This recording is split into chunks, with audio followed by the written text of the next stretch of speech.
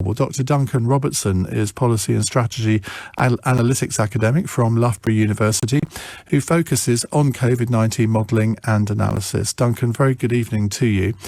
Tell us what work has been done in this area and what conclusions you've come to, because there is a split opinion on this, isn't there, between people in the scientific world. We talked to two different scientists last night, one who said that there's no great problem with Christmas and all the stuff about Thanksgiving in America just was blown up out of all proportion.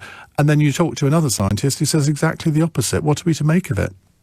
Well, I think, what's important is the way that COVID travels through the population. So in the second wave, we saw that, it started in sort of 20-year-olds and then spread up to working population. And then it went up to the most vulnerable 70 and 80-year-olds. And of course, these are the ones that are most likely to die of COVID. And the real problem, I think, that has kind of given the government a bit of a wake-up call is particularly in London. Now, of course, over the last few months, it's kind of travelled around the country where are the highest rates and how it's progressing. But London's a real problem. So if you look at the number of people between 10 and 19, there are 376 per 100,000. And in August, that was about 5. So it's a huge number. And really, it's starting there. And so obviously, these are young people. And the real problem is these are potentially the people who are going to start mixing with vulnerable people, grandparents, over the Christmas period. And that's a real problem and is going to cause hospitalisations and potentially much worse. So if you had been the Prime Minister today, standing up there, what would you have been saying?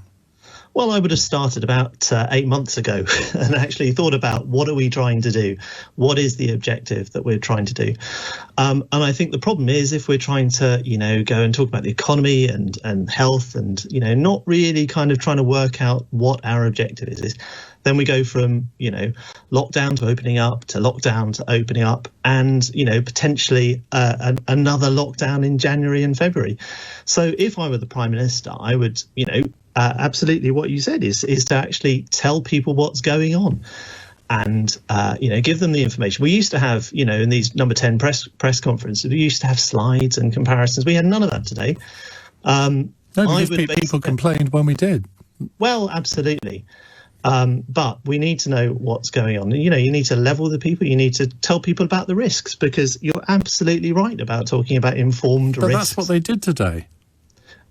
Yes, absolutely. Chris Whitty, the Chief Medical Officer, absolutely did. He was very clear. So did Boris Johnson.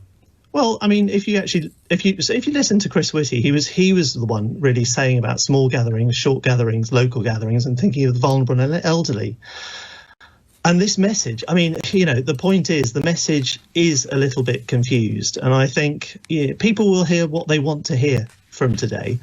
And, the newspapers will say what they want to say. But the point is, thinking about our individual risks and what we can do to minimise our risks, but not just to ourselves, because, of course, if we start mixing, then it spreads across the rest of the population. So we're not just taking our own risks or our own risks to our own family. We're potentially, putting the society at risk, which is, going to be a real problem in January and February. At the press conference, Boris Johnson said the law was remaining the same in England, but a smaller Christmas is going to be a safer Christmas and a shorter Christmas is a safer Christmas. Now, that's a similar thing to what effectively Nicola Sturgeon was saying, though she was maybe a little bit more direct in saying, look, if you can only go for one day, please do. He says, when we say 3 households can meet on 5 days, I want to stress these are maximums, not targets to aim for. It's always going to be safest to minimise the number of people you meet. If that means you're visiting others, we're asking you for the 5 days beforehand as early as Friday to reduce the number of people you're in contact with to the lowest possible. Now, what more would you have liked him to say? Well, I mean, that 5 days is interesting because, of course, schools are breaking up on Friday. And if you count 5 days from then that's kind of slap bang in the middle of the Christmas bubble period. So there is a real problem about, of course, we want education to stay open and we want, everything, shops and everything to stay open.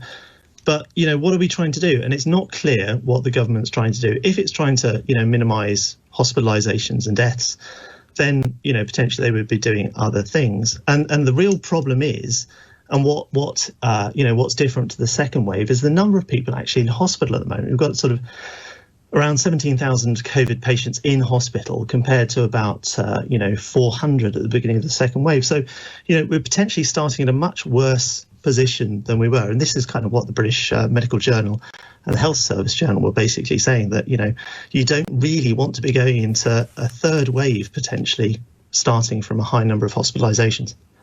But from what you're saying, that's what you think is going to happen now? Well, I think, Chris Whitty did mention also, the modelling that's been done and making the point that when people come together that don't normally mix, then transmission happens. And, the real problem with this period is it's indoors and it's with people we don't normally see, relatives that we may just see at Christmas.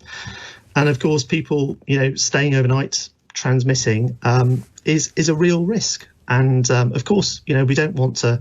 None of us want to, cancel Christmas or these sort of stories, but it's a real risk. And January and February are potentially going to be a really bad thing. So that's what So what can we do ourselves? We can actually only do things ourselves, and society is made up of individuals making their own decisions. So just to reiterate what you were saying, it's small gatherings, short gatherings, local. And, think of the people who are vulnerable, particularly the elderly, but, people with pre-existing conditions may not know they've got them. So just sort of think about what you can do to minimise the risk to the people that you come into contact with. Yeah, I think that is the one thing I think everybody can agree on. Doesn't matter what your politics are, whether you're a scientific expert or not. That makes complete sense to everybody. Duncan, thank you very much. That's Dr. Duncan Robertson from Loughborough University.